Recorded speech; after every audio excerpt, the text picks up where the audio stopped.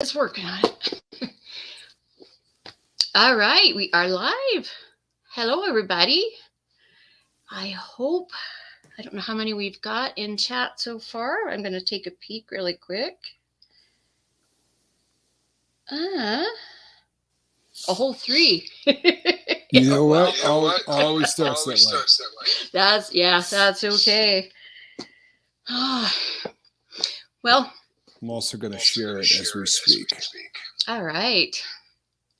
Thanks for you guys. I've got Tommy here being my wingman because I really suck at watching the chat because I like to, I get distracted too easily and my mind goes all kinds of places. So oh, let me turn that off. Oops.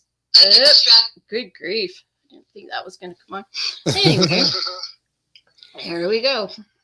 Anyway, on his day off, he has graciously agreed to come on with me. And I I encouraged him to take the day off, but she's lying. She told me I had to do this.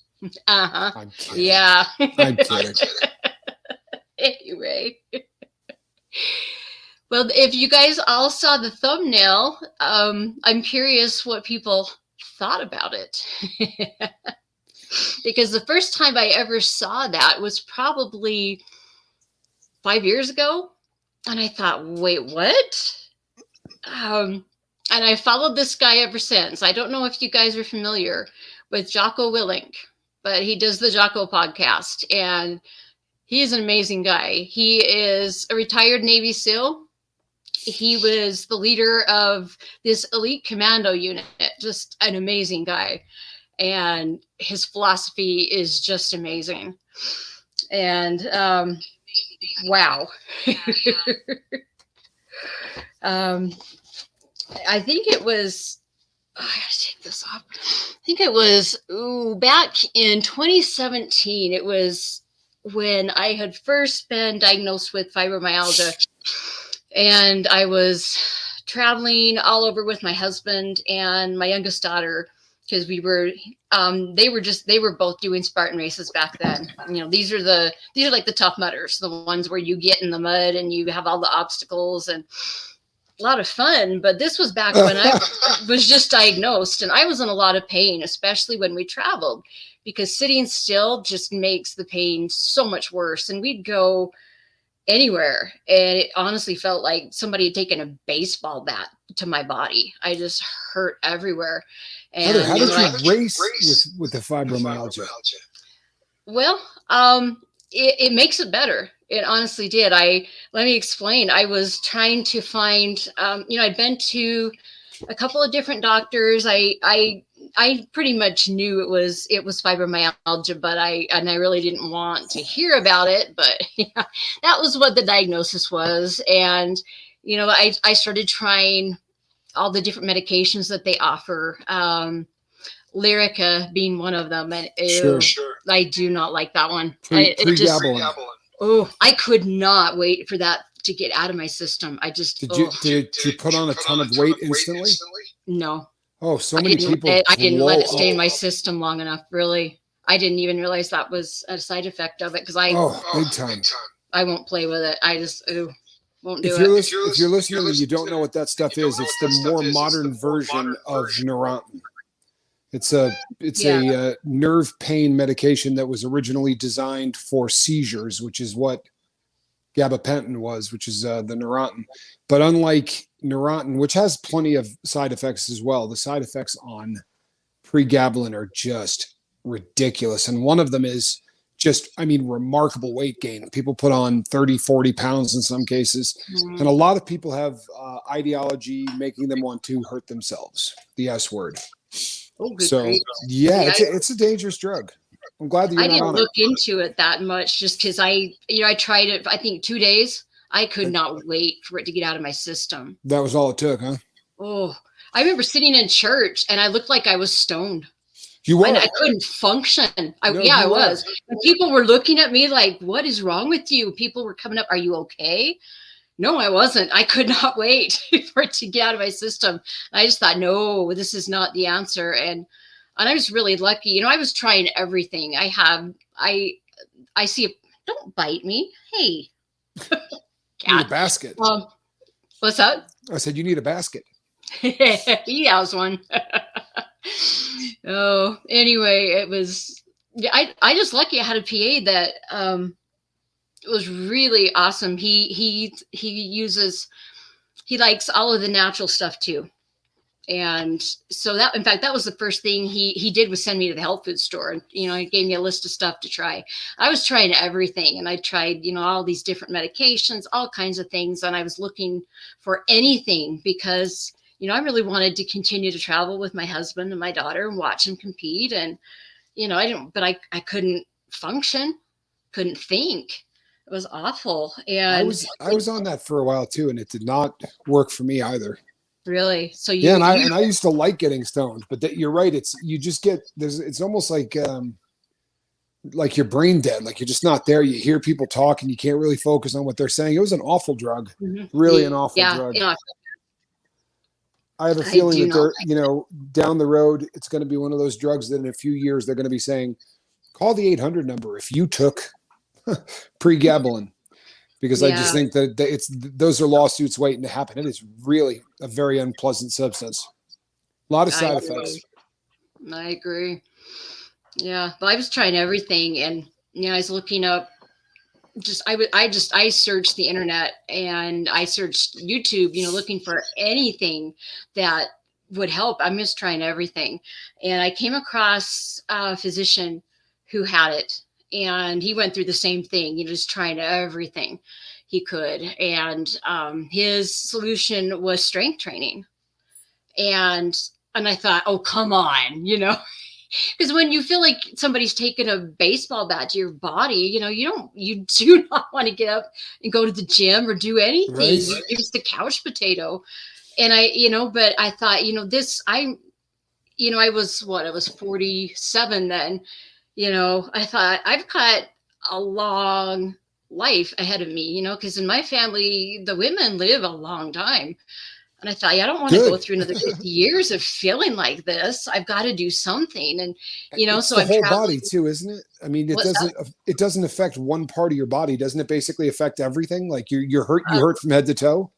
Pretty much. Well, it depends too. It depends on the person, but I know with all people, it affects their neck and their trapezius and their shoulders, because this is where everybody carries a lot of stress through here. And that's really where it hurts. But, I remember thinking, okay, I'm going to have to start this, but I just kept putting it off, because we were traveling that year. We were traveling a lot. We were going to a lot of races. And I remember we were in Breckenridge, Colorado. Love Breckenridge. And I do too. And my husband, he was doing, he ran his race that day, and then he went and was taking a group through that had never done it before. And so he was coaching, because that's, he used to be a basketball coach and a high school teacher before he was a coal miner. And I mean, that's what he does. And I wanted to see him in action, and I wanted to see my daughter in action. And I knew there was this massive hill. We were at a ski resort where they were hosting it, and there's this big old hill, and it was just straight up. And I hurt, and I, but I had my camera, and I really wanted to see them both in action, because it's cool when you see them, doing these obstacles and fighting. I mean, they're fighting. And I really wanted to see it. And it was that day. I remember looking up that hill, and I said to my daughter before she left up for her race, I looked at her, I said, I'm not going up that hill. And then I started thinking about it. And I remember standing at the base of that hill with the camera around my neck. And I looked up, and I marched up. And I had to stop probably 5, 6, 7 times to rest before I got up to where they had some of the obstacles set out. But it was standing there looking up the hill, was when I made the decision. I'm just going to do it. I'm just going to start, as soon as we get home, I'm getting my butt to the gym, and, it took a couple of months, and, I jumped into the class my husband would go to, which was, what is it called?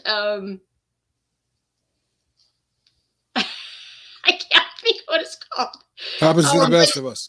it's a bunch. I mean, it's a bunch of stuff. So, every day you go do something different, and Cross there's a training. lot of running involved. And I started to figure out that it was the running for me that did more than anything. And it really, and at first you've got to go through a couple of months of a lot of pain, at first, when you push yourself with fibro, it throws you into a flare, and it's just hell. It's not fun. But I just thought, you know what? I just need to keep pushing. I got to push past this. And I kept at it. But I'll never forget that day standing there looking up that hill. Do you remember the trail name by any chance? The what? The name of the trail? Oh, Claim Jumper? We haven't been back. That was the last year we got to go to Breckenridge. So okay. Just because I spent a lot of time there over the course of my life. Everywhere where it snows, actually. But it was beautiful up there. And it was, in fact, when they got up to the top of things, there was a bear out there in the meadow just eating, and the people had run by, and then you kind of look up. But, it was, after watching them do all that all the time, and they were having so much fun, I thought, I kind of want in on that. But I knew it would take some serious discipline. Sure. And, dragging my butt out of bed, dragging my butt to the gym, even though I hurt, but it was worth it because I'm so much better off now. But it's that discipline that keeps me free from so much pain and gives me my life back, And probably a lot from your addictions too, though, there. Oh yeah. Oh yeah. Tell you what, there's nothing like running a half marathon and then that runner's high. I mean, and for me, it lasts for days. There's nothing like that. And I know your brother understands that. Yeah, I get that runner's high going from the office to the refrigerator. See, you people you train so much that you have to, I can go get the mail and get that same runner's high. So it just seemed like a much easier way for me. Oh, I love it. Oh man. Anyway, it was about that time that I was started listening to the things my husband was listening to, and Jocko was one of those things he was listening to, and it blew me away, and it made me think about when I was a little girl, and I grew up in the LDS church, and we always Monday nights were family night, and nobody else ever wanted to do anything. So I took the incentive, and I would always, do something for the family. And I remember doing some reading one time, and I was reading through, I can't even remember what anymore, but I remember coming across this passage that was talking about how, God will give you commandments. And if you're obedient to those commandments, you are free. And I thought, no, wait, what? And it didn't make sense to me. And I was little, I was probably like 7 or 8 at the time. And I did not understand, did not get it. And I remember reading, and it was talking about how, when you are disobedient to God's commandments, that you have, you're kind of in bondage. And I was like, wait, what? I remember it just for a couple of days, I sat there trying to figure that out.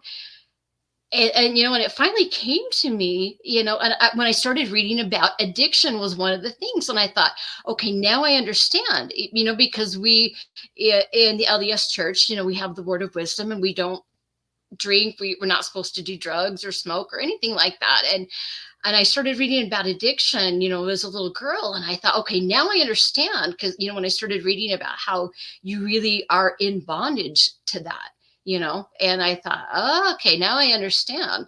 And, so that was something I learned as a little girl, but I really had to relearn that lesson again. And then when I heard, I started listening to Jocko's podcast, I was like, oh, here we go. This is exactly what I need. And he has this one, and I meant to put it in the description. I'll figure out something, but it was the PragerU version that he did. It was just like just a little over 5 minutes that he gets on this PragerU video. And he goes through it just briefly, but he gives you all the points. And and I love it. And I was thinking about that the other day when I was trying to think, what can we talk about tonight? And I thought, oh, Jocko. And I just want to go quickly through the points that he gives. Because when you first hear that, a lot of people see that discipline equals freedom, and you go, no, wait, what?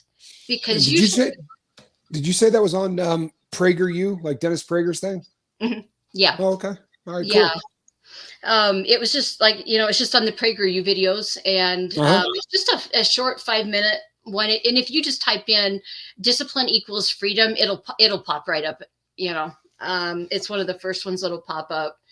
But he goes through three points, but he first explains just a little bit, this might sound kind of funny because, discipline might seem kind of the opposite of freedom, because that means you have to stick to a schedule, or you have certain things you have to do every day, but he says, think about it, not as a contradiction, but as an equation. Think about it that way. And it's an equation that will lead you on the path to freedom. And you can apply this to anything in your life. And as addicts, this is really important. And I want, if you haven't heard this, I want you to listen up to this. He first talks about he gives you the first point, the first key. I guess he gives you basically 3 keys. And the first one is this concept of discipline equals freedom. And he talks about how, discipline is, he calls it the driver of your daily execution. And he explains that, when most people want to get something done, you set a goal. A lot of people think you need motivation. He said, don't think about it that way, because motivation is it's more akin to an emotion or a feeling. Those things are fleeting, because I can go to bed tonight with the best intentions, and I can feel on top of the world, and I can wake up in the morning and feel like total crap and not even want to get out of bed, let alone go to the gym or go for a run, don't want to do it, So, motivation is not going to work for you. It's helpful. It might help you get things started, but without discipline, you're not going to get anywhere. And he explains, to remember, you dictate your life. You're the one who decides what you do or don't do. So if you make discipline a part of your daily life is going to get much better. The second key that he gives you is staying humble. And I love this one. And he talks about how when he got into the Navy, and when he got out of basic training for the Navy, then he went to SEAL training. He was able to get in, and he became a Navy SEAL. And they put him in, I think it was SEAL Team 1. They put him in. This is an elite commando unit. This is a big deal. This is some of the toughest training anybody can ever get through, ever. I mean, this is a big deal. And you know what they made him do? His first assignment when he was put in there was to clean toilets. Now here he is. He's put in all this time and effort, and he has worked his fanny off, and he has to clean toilets. Now, a lot of people would get really upset, because he's now an elite Navy SEAL. There are not many people that can say that. They give him this assignment. Right. But he didn't get upset. He decided, what? I'm going to clean those toilets, and I'm going to do the best job I possibly can. And you know what? They do that, and they watch what you do. They watch how you react to it. And I'll tell you what, he got some attention, pretty quickly. And pretty soon he's leading these commando teams, but he had to be humble. And that's a really important one. And, I want to. You hear it from addicts a lot too. if I was going to be sweeping, I was going to be doing the best damn sweeper in the world. I've heard so many different people in addiction who said this was the first job I could get, but I decided that if I was going to dig a ditch, there wouldn't be anybody better at digging a ditch. Like it was, you want to take pride in whatever you do because you haven't taken pride in anything in so long. I think it probably, travels over into addiction. Yeah. Well, and just, when you get into the throes of addiction and you're stuck in it, you're very humbled because you pretty much lost everything by then. You've destroyed all your relationships, you've destroyed your life, you've lost everything. It's very humbling. So that's not so much as difficult for a lot of addicts. But I've seen a few when I was in rehab. There was a particular an attorney who, he had a difficult time. It took a long time. I think he was in there a lot longer than I was, and I was in there for 6 months. Wow. Where usually people are in about 3 at the most, and I was 90 days. Yeah, I was in there a long time, and I needed it. I really did. But I love that. Jocko, cleaning toilets, and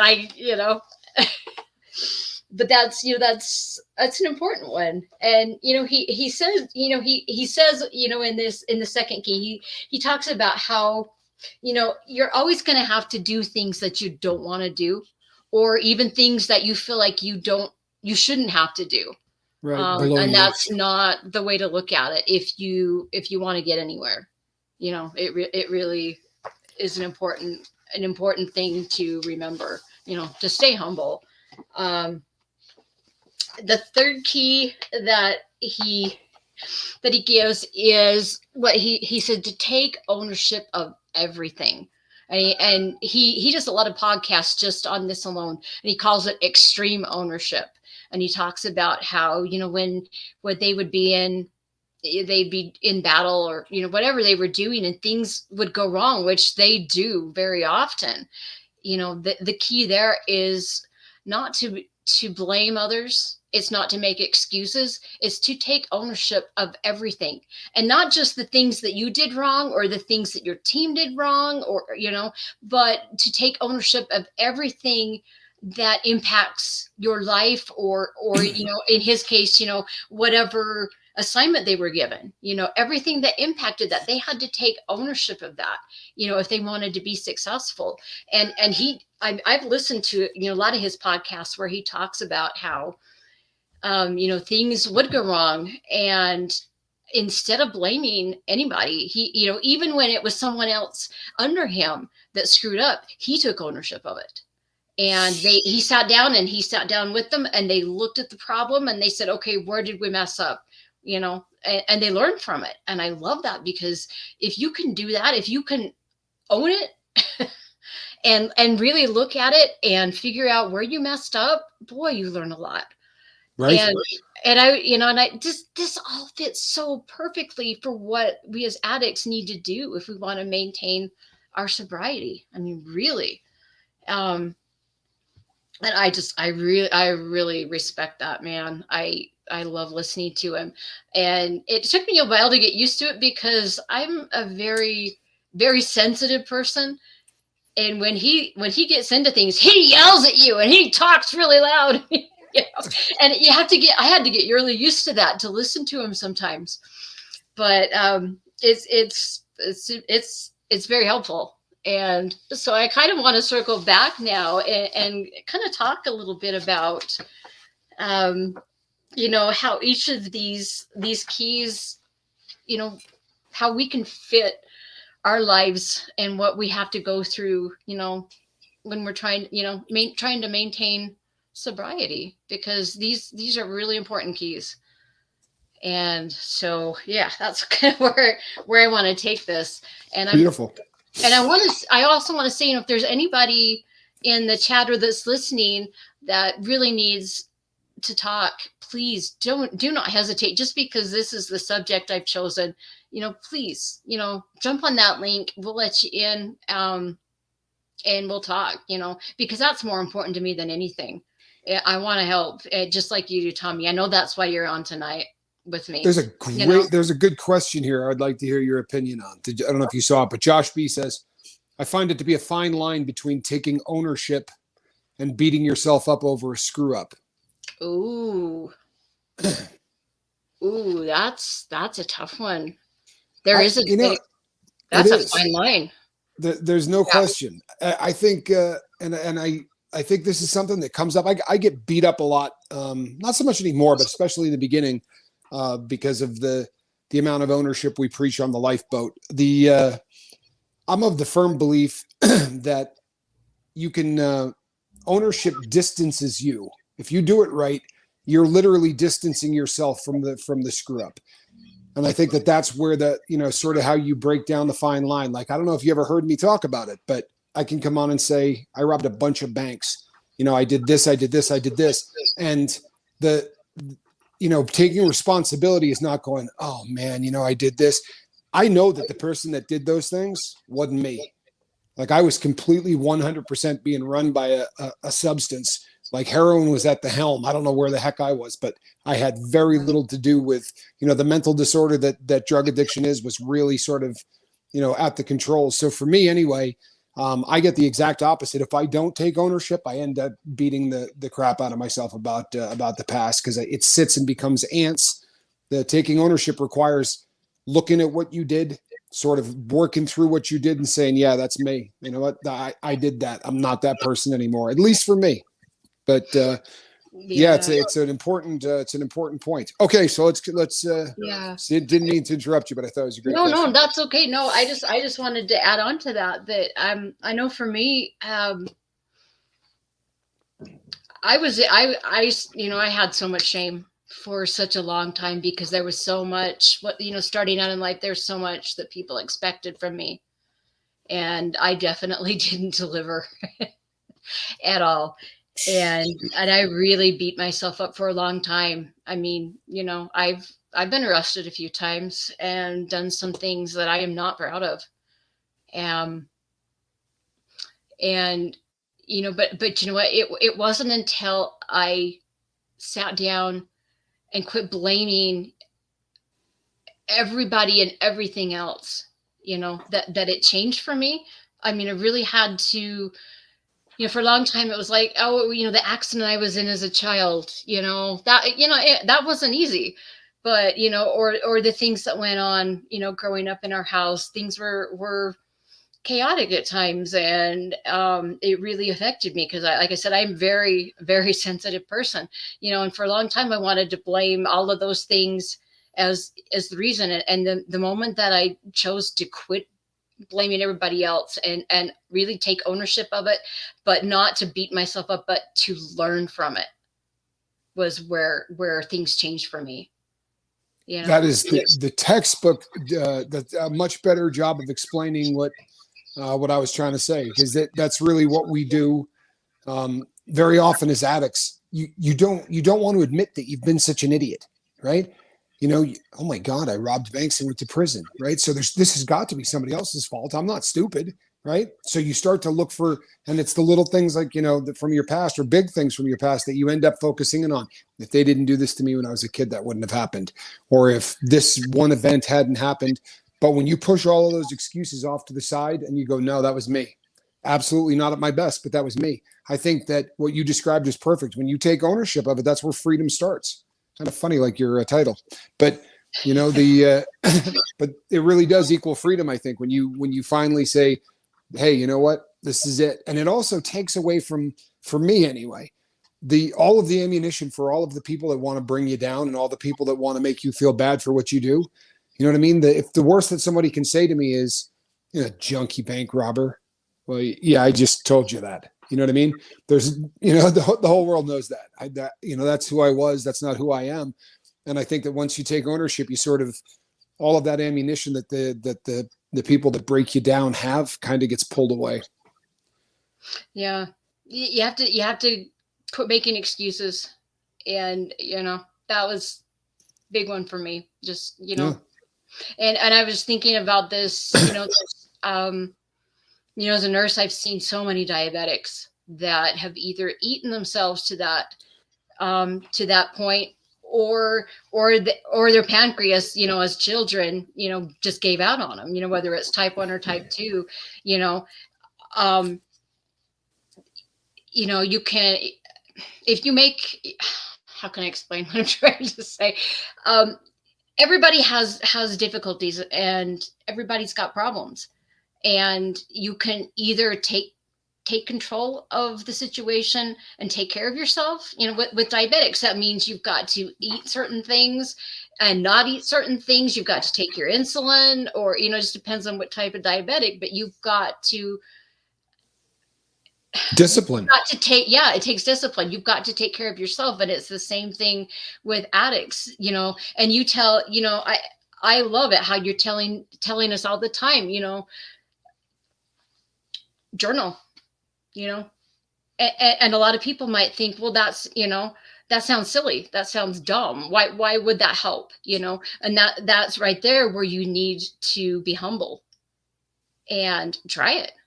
Just try it and see what happens. I thought it was the dumbest thing in the world when they told me. I'll be really honest with you. I thought it was the dumbest thing in the world. When people told me that, Q really beat this into me. He's like, how are you going to learn? How are you going to go back and see what happened to you? Because you're not going to remember it from one day to the next. So you got to write this stuff down. And I just fought it and fought it. And now I don't, now it's just such an ingrained part of everything that I do, that if something epic happens during the day, I'll stop. I won't wait for the evening. I want to write it down while it's, fresh in my mind, and not just what happened, but how I feel or how I felt going into it. It's one of the best tools, I think, for in life in general, but certainly for addicts. Leslie, good to see you. Yeah.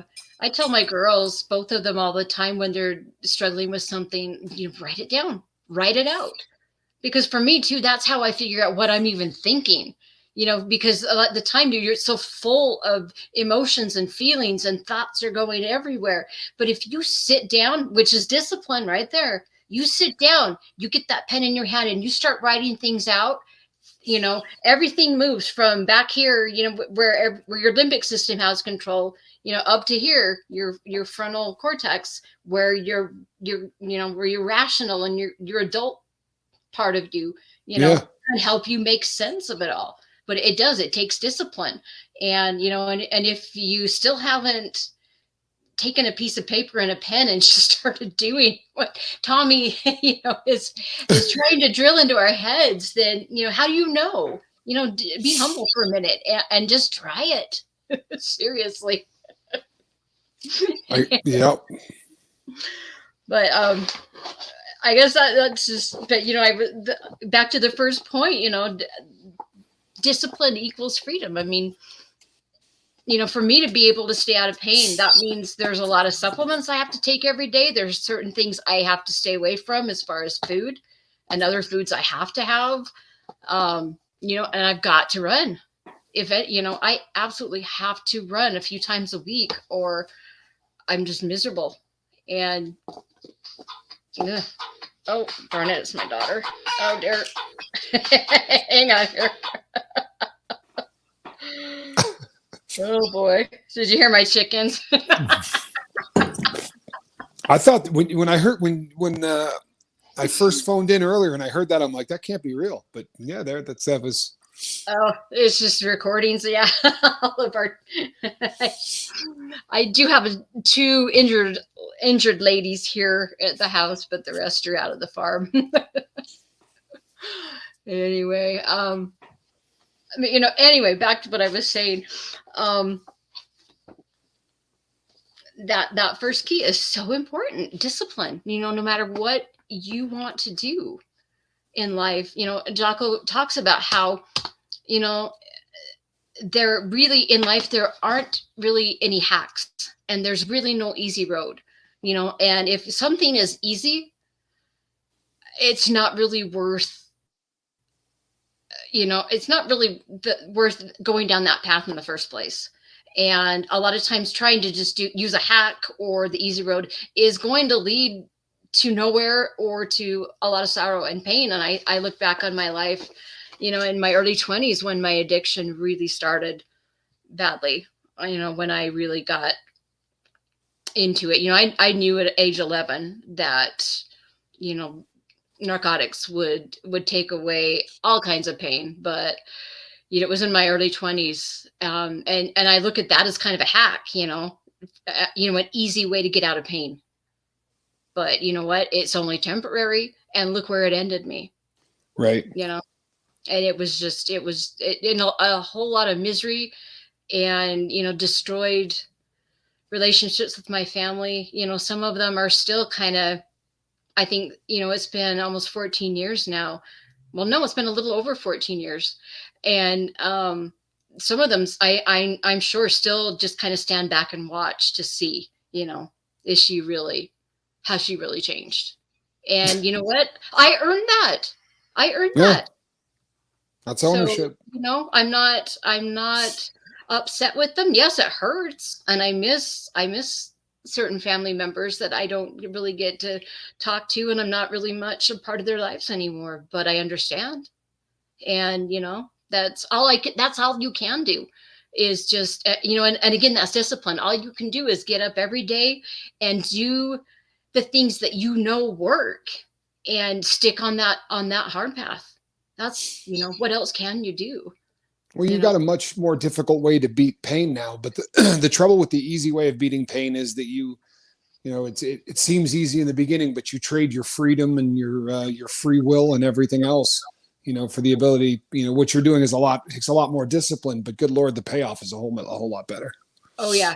Oh, yeah. And it's not just that, because, there's so much with addiction, the depression and the dark places you end up. How many times I don't even know, to be honest, how many times I've tried to take myself off this earth, and and that's just more destruction and pain for everybody that cares about me, Yeah. and Thank God you're it's, still here. oh, I'm so glad I am, because this life is, it's not easy, but man, is it worth it? And the joys and the highs that I get now are worth all the lows that I get now too. They Sure. really are. And I get to try to help other people to get to that same point too, which I just love. And I know you do. I know Mark Yep. does. But again, it's discipline. That running for me is not just pain, but it's freedom from that deep, dark depression and that hole that I've been in so many times. And I really don't want to go back there. And so, I will do whatever I have to do to stay out of it. I don't want to be back there So ever again. discipline equals freedom. It is. It really, yep. It's so true. It's so true. And I was thinking, about the second key, about staying humble. And I remember when I came home from rehab, and at that point, I'd been there 6 months. I'd only been able to be with my daughters a few times, which was horrible, because How old were they at this point? at that point they were like 11 and 8 or something. Something like that. 11 So and 8, I youngsters, think. okay. Yeah, and it was, that was so horrible. After having them in my life every day, just, that was horrible. Being away from them, and I just thought that would just rip my. It did. It ripped my heart out and stomped all over it, and I didn't know if I'd ever, get that back. And being there 6 months and being away from them and only seeing them just a few times, and the only time I had seen my husband was when we had to do a face-to-face thing, and it didn't go well. It didn't go well at all. And I didn't know what I was going back home to. I didn't know if we'd stay together, and he didn't know either. And I just, that I love this man more than anything. And, realizing that I might lose him was really rough. It was not an easy time. And I remember coming home. Like I said, I didn't know where I was going to end up, what was going to happen to us. I had no idea. And I just thought, you know what, this is the time to not expect anything out of anybody. This is my time. This is that where you've got to be humble and show them the things that you have spent so much time in rehab learning, and the next few years were, between my husband and I, were very difficult, and I really didn't know if we would stay together, and we did, but I really had to humble myself and not expect anything from him, and I just had to get up every day and do my best to take care of the things I needed to take care of at home and take care of me, and just try to figure out how to patch things back up. And it was not easy. And I remember we were so distant, and my husband's a very quiet guy anyway. He's very observant, and he notices everything, but he doesn't say much. And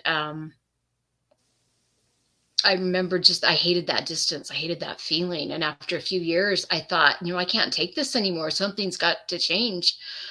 And what I decided to do was, instead of leaving, I wanted to try and, there was just this massive chasm between the two of us, and I wanted to start building a bridge. So every day I just started sharing everything with him that I was thinking, things that I was doing, things that were going on with the kids, just things like that. And I didn't expect anything, but I just wanted him to know that I still wanted, I wanted him in my life. And I was, I needed to show him that. I just started sharing, even though it was not easy. No, but it was pretty damn wise. But it over time, he started to open up. He started to let me in a little bit. And I'll tell you what, I'm so glad I did, because now, man, I'm going to start crying now. That's okay. Those are good things. It just means so much to me, and I can't imagine life without him. And we are one another's best friends now. And how cool is that? You know what? I had to really humble myself and just keep trying. And it took a couple of years, and my husband's been through a lot too, and he has a lot of repressed memories from his childhood, and he's dealing with a lot of things, and he just lost his mother too, but now that we are, best friends, we know where to turn, and it's wonderful now. But I'll tell you what, it wasn't easy. And there was a time where I didn't think we'd stay together. And, we've been married now 17 and a half years. And, this is my second marriage. But I'll tell you what, I've got the guy I was meant to be with. That's the truth. And I love that man. And I'll tell you what else. This man, if you look up discipline in the dictionary, you're going to find his picture. At least you should. Because he works at a coal mine. He works a heck of a lot of overtime so that we can afford to travel and do all these races. And, like today, he got up at 7. Well, he got home last night. He got home at about 1:30 in the morning. He got up at 7 and went for his run.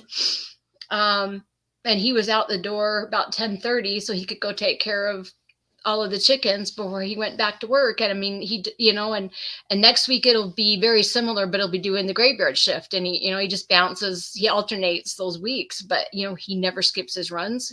He has this amazing coach, and he does everything he's asked to do. And you know what, we didn't go, the world championships for Spartan this year were in Dubai, and we didn't go, couldn't really afford it. But he was the third, he came in third in his age group in this nation. Wow. And I mean, he's a world-class athlete, but it does not come easy. And, people don't see the discipline that goes into that, they see you on race day. Right? Yeah, they don't watch what happens before that. they only see him standing up on the podium and they think, oh, that looks amazing. I could do that. It takes, people don't see the discipline that goes into that. And so I'm so grateful that I have him to follow. I'll never be where he is, and that's fine. But he's a good example to me. Well, it only sounds like about 3 people in America are where he is, right? So that'd be pretty fast company. I'll tell you what, as you sit and talk about him, it's obvious, that, how much you care about the guy, but from just a casual observer, when you say I'm with the person that I'm supposed to be with, I've really dealt with a lot of people who have had to come through rehab and come through getting sober, and without fail, the people that stick by somebody through that entire process, they're angels. I mean, truthfully, it's just something that, it says an awful lot about who he is. Without meeting him, I can tell you, it says a lot about who he is. That's good stuff. He's a good guy. He really, really is. And, and so are my daughters, because I put them through so much too, and my husband has 4 children from his first marriage, and I'm just, it's been just the past couple of years that I'm actually getting to know them now, because his ex wouldn't let them be around me for good reason, right, for fair. a long time. And, so I've got awesome people in my life, and that's so great. Very forgiving daughters and husband too. And I tell you what, discipline is not easy, and it's a sacrifice, but it's so worth it. So worth it. And I do not want to destroy those relationships again, because, if I do that again, I don't think I'll ever get them back. More than likely you wouldn't. That's usually how that works. Yep. No matter how much people care, a lot of times, I've heard people say to me, well, if they really cared, they would have stuck around. It's like, it was the 3rd try. I think maybe they care and think maybe it's me. You know what I mean? When someone walks you through that entire process, and then they walk you through that entire process again, they're going to start logically going, you know what? Maybe I'm the problem. Maybe I'm facilitating this. Maybe the only way this person's going to survive and get sober is if I get away from them. And I've watched it happen.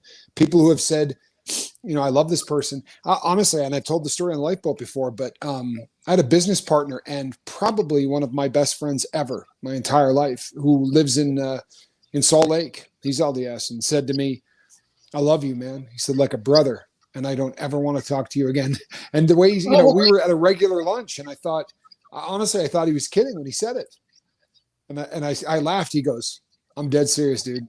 And I mean, we had been working together every day for years, but he was a heroin addict. I was a heroin addict, and we had tried to get sober and back and forth. And he just said, I see you and I want to do dope. He said, and that was 18 years ago. And we haven't had a conversation since. Oh, really? So crazy, right? Yeah. Those hurt, don't they? Yeah. You know what? I definitely felt this one. Yeah. But it is understandable. Yep. Oh, it is. He made the right decision. I mean, that's the part that if he didn't, I could do the, harbor a little bit of resentment, a little bit of anger. And sometimes those work as a shield. But when you walk away from something like that and you go, yeah, getting away from me was probably the exact right thing to do. That's a hard one to swallow. The sad thing is, though, he doesn't know me anymore. Like, if he knew who I was now, he'd probably freak out, but it's, but he did the right thing. There's no question. He absolutely did the right thing. Yeah.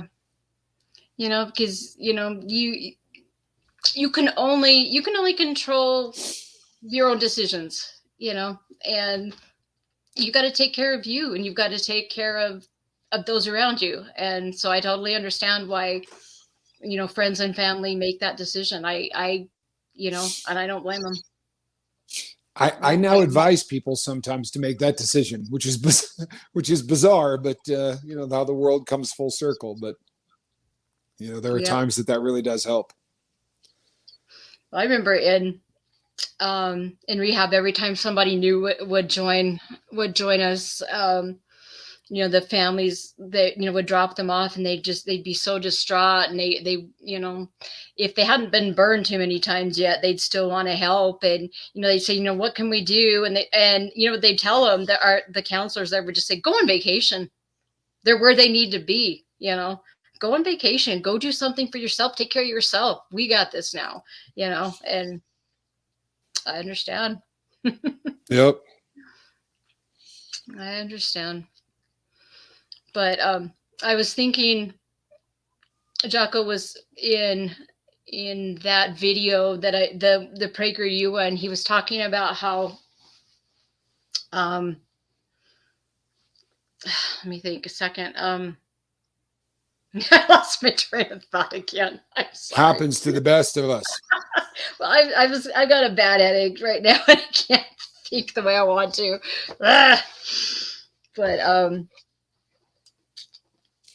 he was talking about how and I kind of mentioned it before, but to really get where you want to be, it takes that discipline, and it takes a lot of work, but it's worth it. But you've got to you've got to slay those dragons, and you've got to climb those hills. and that means you've got to sit down with a pen and paper and write down first, set some goals. Where do I want to be? Maybe in, if you're trying to quit drinking, or you're trying to quit whatever your drug of choice is right now, think about where do I want to be? Even, and if you're still using, write it down. Write it down. Tomorrow at this time, I want to have gone 24 hours without using. And then, write down, how am I going to do this? And I'll tell you what, not suffering in silence is a really important. And again, that does not take humility. That takes being humble. Big time. There's so many times that, what was it? Something the other day, and I was just sobbing, and I can't even think of what it was right now. But your voice came into my head, and I called up my best friend. I just told her, I just explained what was going on, and I feel so much better. And she was happy to hear from me, and we got to talk for a minute, and but it takes, at first I thought, what, I'm a big girl, I'll just pull my big girl pants on and I'll get on with my day.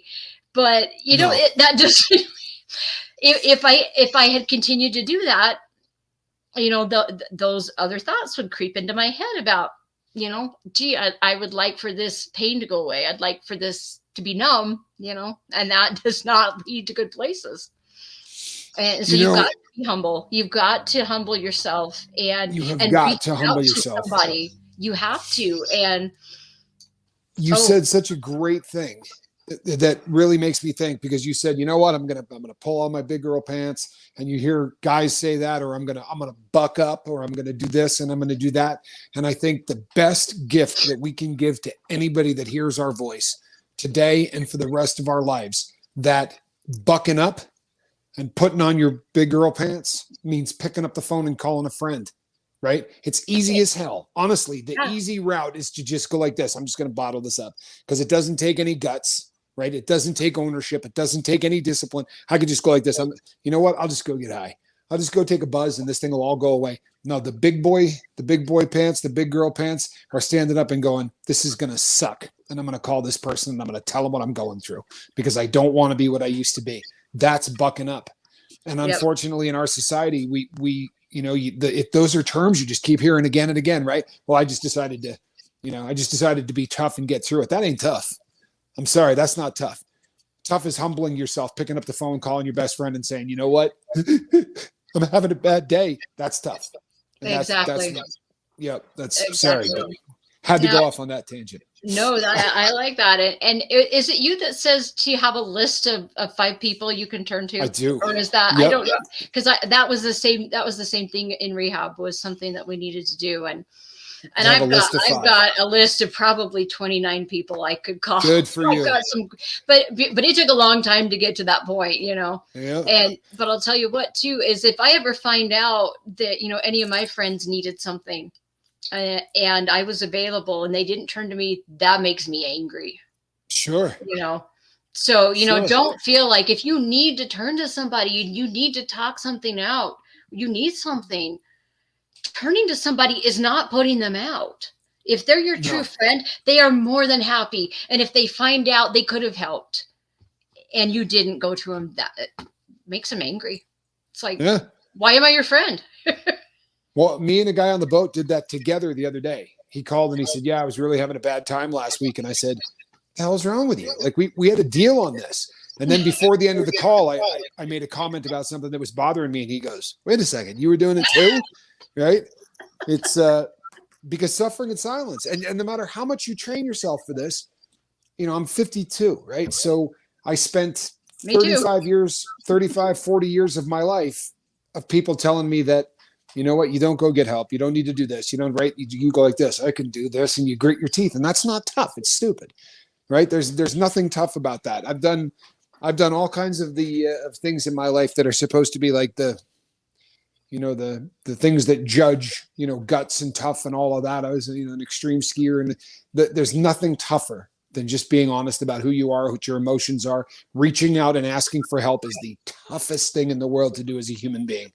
We love giving our opinions. We love doing things where we're the person doing this, right?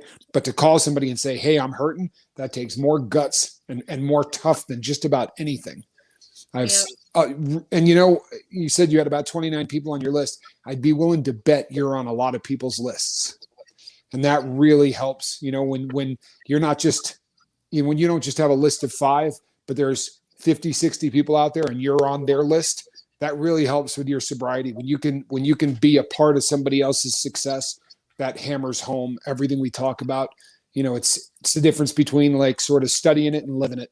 When you're doing that, and I think that's why shows like this. Miss V said earlier in the comment section that meetings have always made her a little uncomfortable, but things like your channel or the boat, is just something that really, really works. And I promise you, this is gonna grow, and it's gonna get huge. And when it does, it's probably not going to be you any more than it's me, right? It's just going to be that we got a good forum where people can become other people's 5s, and where they can find people that they can reach out to if they're hurting. And I think that's kind of the key, I really do. Yep. I was just thinking too, there's a local rehab place, takes me probably 10 minutes to drive to it. I didn't even know it was there until a couple of months ago. And, you're always telling us, go do something nice for somebody. And, I get to do that every time I go to work with the couple that I take care of, which is wonderful. And I get so much more out of it than the things I do for them. But the thought just came to me today, I need to drive out there and tell them about the lifeboat, and tell them about my channel, and just, because I know they have Sundays are their free days when they have visitors and things. But a lot of people from up north or even out of state send their loved ones to this place. And so there's a lot of people that don't have anybody to visit with. Sure. And so, I could go out there that day, and they could always tune into this, a kind thing to do. And it's, I've had so many people have been so good to me and so understanding, and, just to pay it forward is so, so nice. But, to be able to pay it forward means I have to stay disciplined and take care of myself, and, because, and not forgetting your past. I would imagine in 6 months of rehab, there were plenty of days where you watched other people go off to visit family when you didn't have somebody visiting you. I'm telling you, in prison, you'd see guys get on they're pretty close to head down and, and go visit with their family, especially like this time of year. And you would just think, I'm in hell. You know, I mean, absolute hell. So yeah, going and visiting with somebody who's in a rehab, you could not do anything kinder for a human being. To just say, hey, you know what? I'm down the street. I was thinking, hey, you may as well, you know, connection's the opposite of addiction. Thought maybe you'd like to meet somebody that's been there and done that. I can't tell you what that would do for somebody. Good Lord. Beautiful. Good stuff. I can't even imagine being in prison all that time, especially the holidays. You know, thank goodness for Q. Yeah. Man, amen. Because, you know, what an asset you are to everybody here. Oh, thank you. Know, that's just the truth. But thank you. It's a very kind thing to say. Well, it is the top of the hour, and alrighty. Boy, that went I got a really lot of fast. other things still to do. I know, but Tommy, thank you so much for coming on with me and for looking over the chat, and to everybody in chat, thank you for joining us. It means a lot. A full house too. Good stuff. Awesome. Really, really good stuff. Yeah, that's awesome. Everyone. I love it. I have to give a shout out to my friend Steve Harloha.